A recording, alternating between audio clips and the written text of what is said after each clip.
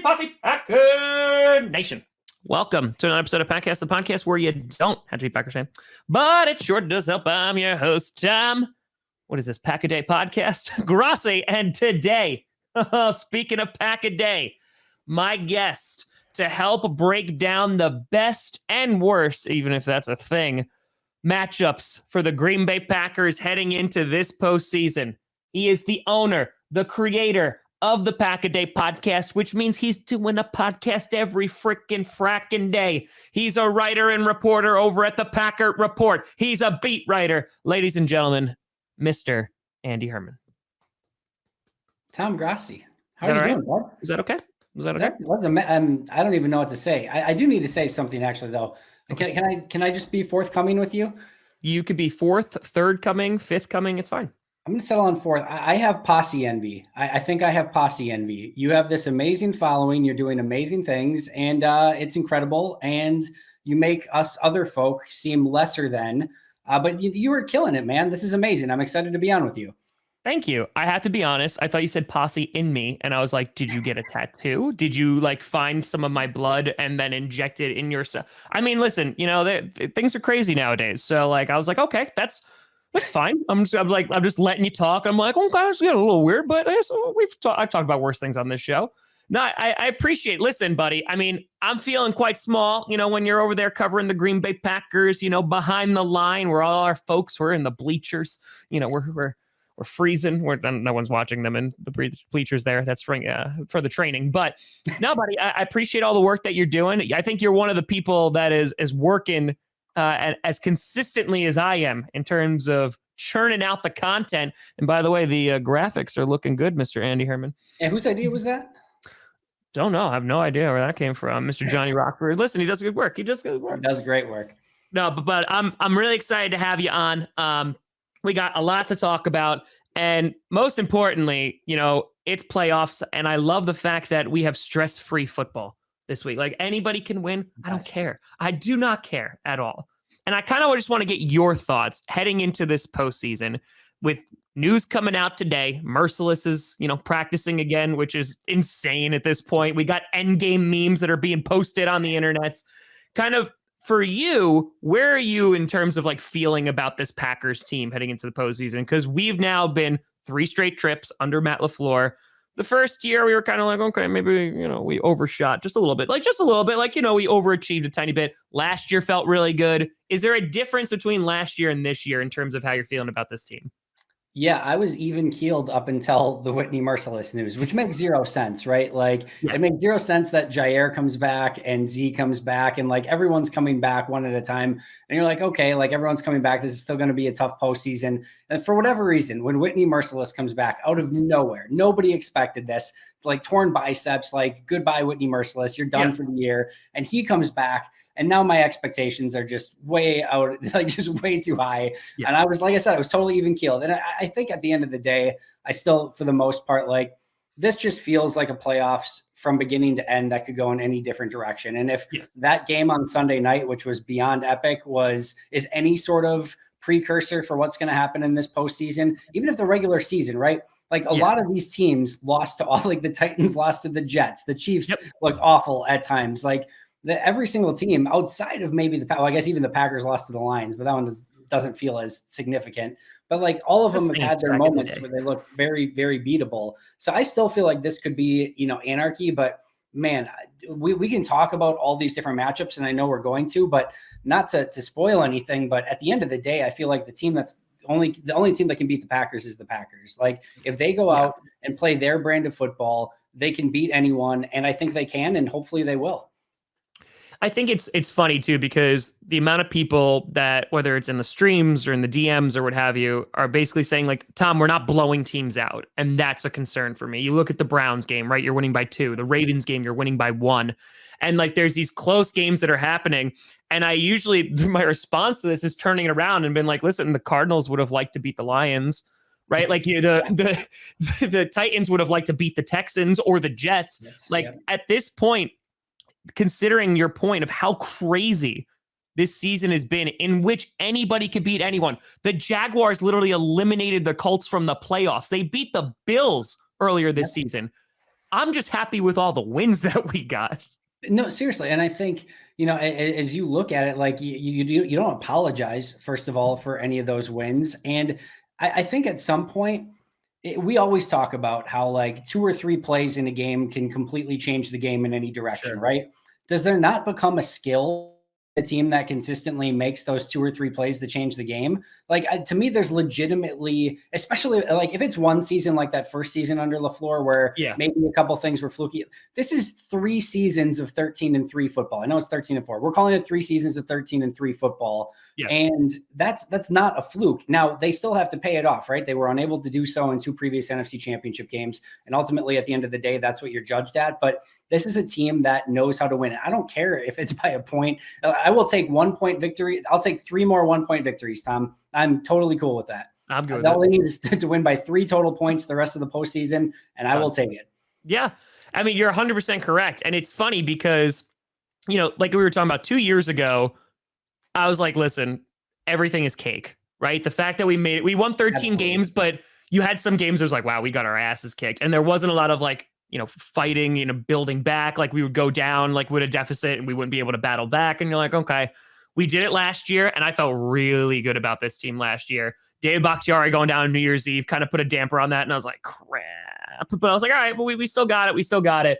This year, though, for me, looking at this, it's exactly what you said, is that the craziest thing is this team with basically no starters on the offensive line than they originally had to start the season, right? Jair's been out basically the entire season. Z played for like 5 whole minutes. You've had all these people who have been out. They still were able to put together a 13-win season. And on top of that, all of these guys are potentially coming back. And you're going to field the best team for the first time really this year in the playoffs. That's pretty good. It is. And, you and I were at that game 6 Bucks game in Milwaukee, and we were at a couple of the other Bucks games as well. And in a weird way, I sort of get a similar vibe in the fact that, remember, 2 years ago, Bucks had the opportunity in the Eastern Conference Finals with the Raptors, and they couldn't get the job done. They still had things to go through. Probably wasn't quite their best Bucks team yet, but they still, just getting there, playing in that, had an opportunity to win, couldn't take advantage of it. To me, that's very similar to Packers 49ers, right? And then in the next year, the Bucks are potentially the favorites to go on and potentially win the East, potentially even win the finals. And it's all of a sudden this COVID year, the bubble, the fans aren't there and things aren't the same. And they hit a roadblock with the Heat and they lose there. I feel like that's very similar with Tampa Bay where, not really any fans in the stadium. There's a few, but not anything like playing at Lambeau in a playoff atmosphere. And they kind of lost that momentum. Bakhtiari gets hurt and they hit the wall and then they have to start over again. And then the third year, of course, was a charm when the Bucks took on everyone and the Suns and came back and won the championship. And I'm hoping that is a similar storyline for the Packers, but in a way it has felt very similar with those, sort of earlier disappointments. And then they get it in the third time. The third time was a charm. Hopefully same case here. I really hope so, because I think that for Packers fans, this season has just been such a whirlwind and everything that you could have thought happened. You lose in the NFC Championship game, and then you spend from draft night all the way up until August not knowing if Aaron Rodgers is going to come back. He comes back. There's feet that are shown. There's injuries that occur. It's wild. He's on Pat McAfee talking things. It is a wild roller coaster. And Packers fans are like, this has to mean something, right?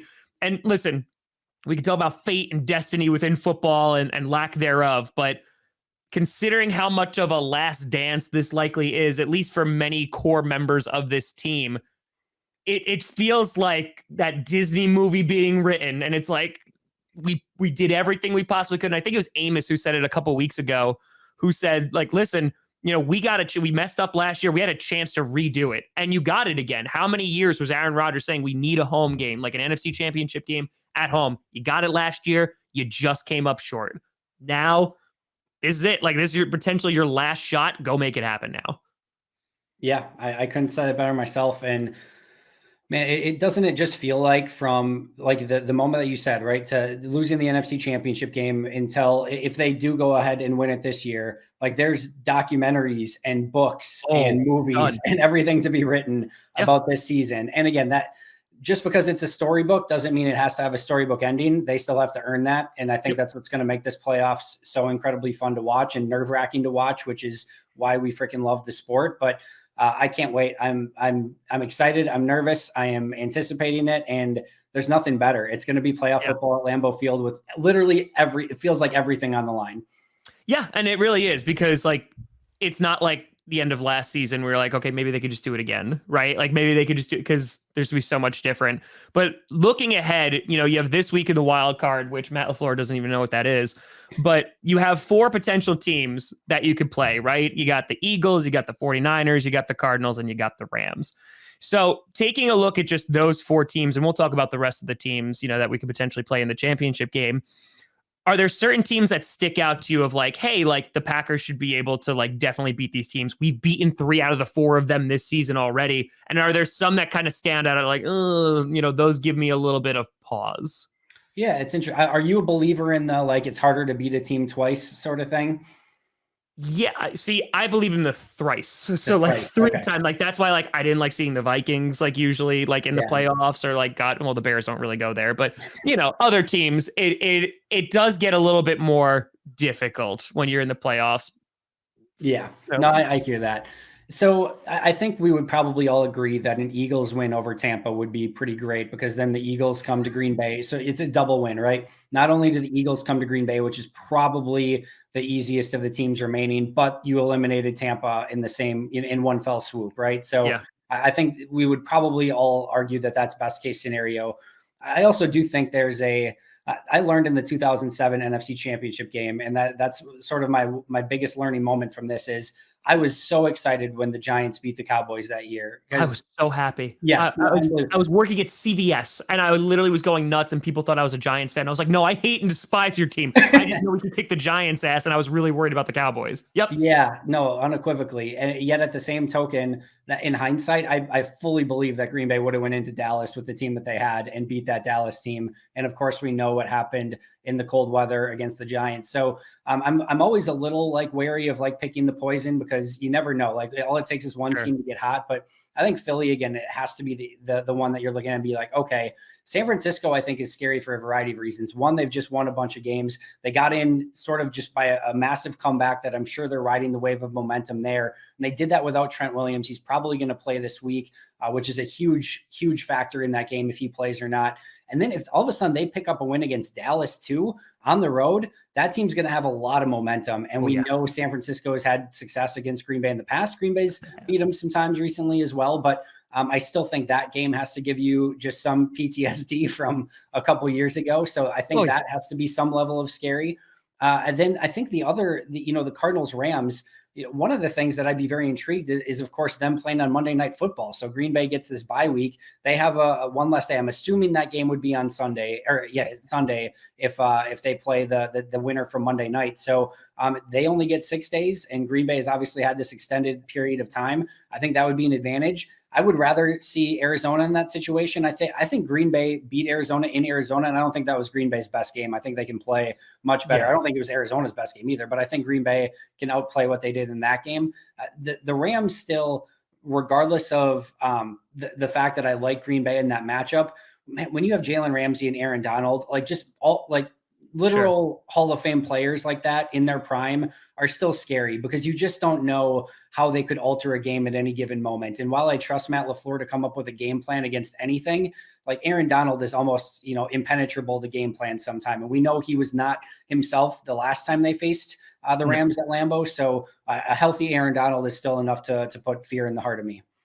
It's funny too, because like looking at the Rams, the thing that I'm actually afraid of the most is OBJ has been on the team longer now. And obviously that shows, because now he has a better rapport with Stafford, helped win a game against the Ravens and was pretty clutch last week as well. On top of that, they've really developed that run game, something that they did not have when they were playing us. But Sony Michel, not this past week, but is running the football well. Cam Akers is back now. Like they have more layers. The only thing I'm looking at too is Matthew Stafford in the last 4 games has thrown 8 interceptions. Yeah. So for me, like, I'm like, okay, looking at Aaron Rodgers, the man has thrown 2 interceptions since like week 1, right? Like he had the 1 week against the Saints, we throw it out in the garbage, no one cares anymore. But since then, he's thrown 2 interceptions the entire year. They take care of the football. They always take care of the football. And if it comes down to, it's kind of like that Patriots mentality of like, let your opponent beat themselves and then you just capitalize on it. That's how I kind of feel about the Rams. The Cardinals, they're a weird team because like they should be better. DeAndre Hopkins is not going to be playing this week. But like they got James Conner back now and Chase Edmonds. They're in the same backfield. They do have explosive guys there. I think AJ Green would probably turn around if he played us again this time.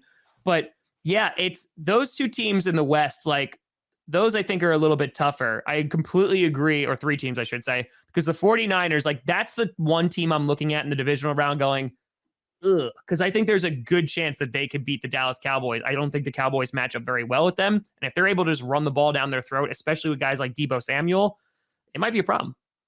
Yeah, I mean, it's such an interesting dynamic because, and I know we'll probably talk about some of the NFC Championship game matchups. Like, there's parts of all these teams that scare me in some capacity, right? And I guess ultimately, at the end of the day, if like Dallas were to win and then beat Tampa, and it's a Dallas Green Bay matchup, like I'm still feeling pretty good about that. But Dallas too, like their edge rushers, and of course if Bakhtiari and Turner are back and healthy, but man, Micah Parsons, DeMarcus Lawrence, and what they're able to do. I know Diggs is like, he's a bizarro corner where he gives up a ton of yards, but like you mentioned, Green Bay wins off of turnover differential. It's like when you play Green Bay, you're playing the casino, you're playing against the odds because Green Bay is going to have the number 1 advantage in their favor in regards to turnovers more often than not. And if you flip that, and if Diggs or some of these ball hawking safeties, come up with the ball and change the game in that regards, that gives me some trepidation. And then same thing going back to the Minnesota Viking game in Minnesota, where 2 really quality wide receivers gave Green Bay some trouble in Thielen and Jefferson in that game. And, we can debate, Thielen and Jefferson and Cooper or CeeDee Lamb, but they still have 2 wide receivers that have the ability to win. Now, again, Jair Alexander could play a huge difference there. And Tom, I've been talking about too, I think with all these players that are coming back from injury, how I've kind of said, regardless of how many snaps they can play and things like that, I think all of these players in some capacity give Green Bay solutions to different questions and problems that all of these teams can pose, right? So if you're playing Tom Brady, you want to get there with 4 guys. Well, guess what? Za'Darius Smith and Whitney Mercilus can potentially help that. You want to make sure that Shaq Barrett and JPP, if they're playing and healthy, that you can shut them down. Well, David Bakhtiari helps with that. If you're going against, Kyler Murray, again, you want some speed guys on the edge. You're getting that back. You want to be able to cover. You got you. Like, all of these guys that they're getting back are going to help potentially answer some of these questions and hopefully solve some of the problems that some of these teams could pose come postseason. Yeah, no, I completely agree. And it's funny because you mentioned before, picking your poison kind of thing. I think there's also this mentality amongst Packer fans that like, yes, we would like the theoretical, like easiest path right forward.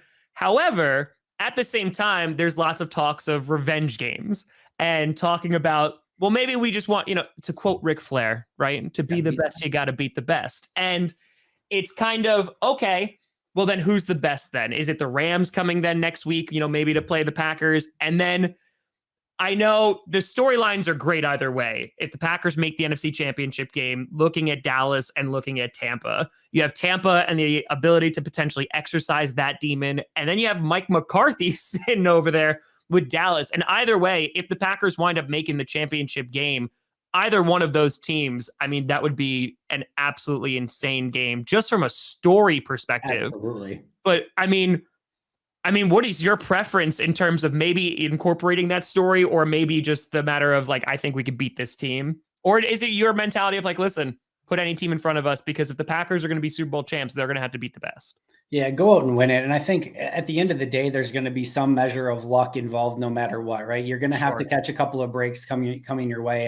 I feel like Green Bay's had their fair share of bad luck throughout the course of the season, specifically with injuries, but some other stuff as well. I think you can get lucky at the right time. And whether that's which opponents they play or whether that's, a couple balls bouncing their way, or maybe they haven't in past postseasons, I think you're going to have that. But go out and win. Like that, this team can beat anyone, as I mentioned earlier. And if that's San Francisco and Tampa Bay to exercise their last 2 NFC Championship losses, then so be it. If that's going against Mike McCarthy and having McCarthy versus Rodgers and that be a storyline for a week, so be it. Like, almost every one of these, right? Like Shanahan versus LaFleur. And again, exercising the demon from 2 years ago. That's an amazing story. Maybe Philly doesn't have that great of a story, but just about every single other game here, the Cardinals Packers redo from their epic earlier this year where Rasul gets the INT at the last second. That's a storyline. You know, if it's Rams Packers, again, Rams are going to want revenge for last year and earlier this year. And McVay, LaFleur, and all and OBJ picking between the Packers and the Rams.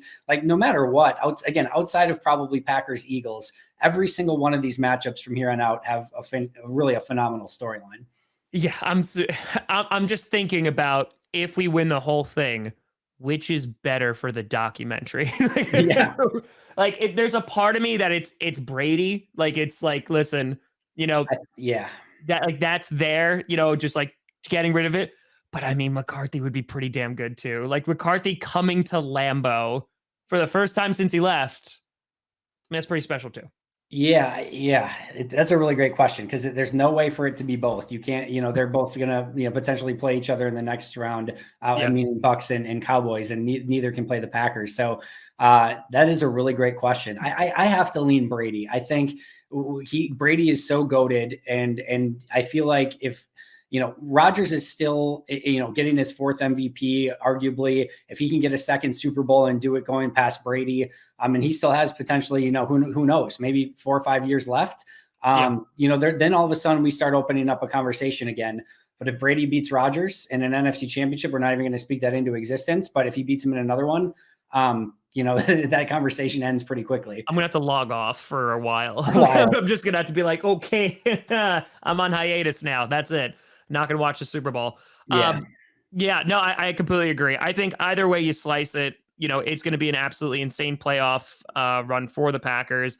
I have a ton of confidence in this team. I also had a ton of confidence against the Buccaneers, but I have a ton of confidence going in here. The only thing that I wish was different was that Elton Jenkins was there. Like, that's the only thing that I was like, yeah, but I saw him zipping around on the scooter, so I don't think he's going to be there, unfortunately. Based on how things are going, nothing's going to shock me anymore. If he all of a sudden tomorrow's got a bionic leg and he's lined up and somehow this is literally an all-in season. So if he's amputated his leg and somehow got some sort of something to replace it, if he's playing on a peg leg, nothing's surprising me at this point. No. Him and Tunyon are just going to swap out legs. Like, as the game goes on, he's like, listen, we got this. Final thing that I did want to ask you, I know I'm like looking ahead, but if the Green Bay Packers do wind up making it to the Super Bowl, the AFC has been such a cluster this entire season. That is probably, I have no idea what's going to happen over in that conference. Besides maybe like the Steelers Chiefs game is probably the easiest one to predict. Once we get to the divisional round, no clue whatsoever. Is there a team that like stands out amongst the rest that you would just want to see personally? Whether it's like the Bills and kind of like those small market teams, Buffalo and Green Bay is very, very similar. Or maybe it is like the Chiefs and we finally get the State Farm Bowl that we've been potentially going to get for the past 2 seasons. Is there one team that stands out that you're like, yeah, I just want to see this from like a matchup perspective? I think, it'd have to be Chiefs Packers. I think that would be the one that would scare me the most. But I think Chiefs Packers would definitely be the one that would be, the most marquee. And again, if all of a sudden, let's just imagine, the fact that he potentially goes through Brady in the NFC Championship and then Mahomes in the Super Bowl, like that, that'd be pretty epic. I also think, just from you would have the LaFleur Bowl sort of thing, but if I were a fan of any of these teams, like the team that I would be like most like rooting for would be the Titans, I think, because I just feel like they've been like, nobody's talked about them as like legitimate contenders, right? Like everyone's just expecting them to get beaten at some point, but they've overcome a ton to get to the point that they are as well. And I feel like there's just a lot of parallels there between Green Bay and Tennessee this season, both getting the number 1 seed, having to go through injuries. Derrick Henry's been out, Julio Jones been out, their defense has been decimated at times. So I think there's a lot of parallels. And if all of a sudden Coach of the Year candidates. Yeah, absolutely. Probably easily the top 2. Let the Coach of the Year be decided in that game. That would be one, again, that I think would be a lot of fun. It may not be what most NFL fans are clamoring for. Like, I don't know that Titans Packers has like that, whatever, but that marqueeness of it. But overall, I think that'd be a really fun matchup.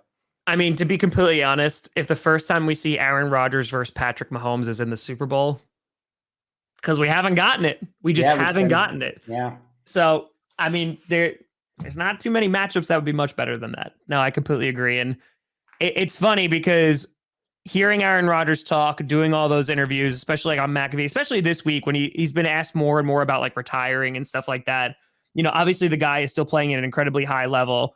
You go out and you beat Brady and then you beat Mahomes in the Super Bowl. I don't know. Like, there's a part of me that's like, maybe that's like the perfect send off. I know as a fan, like it is. I don't want to see Rodgers go, but it'd just be interesting if he decides to hang it up after that. I mean, what else could you possibly do? I asked this on Twitter a few weeks ago. You have your choice between a Super Bowl win and Rodgers retiring, or Rodgers coming back and playing for 5 more years, but they don't win a Super Bowl this year. What are you choosing? That's Super Bowl all day. That's every day of the week.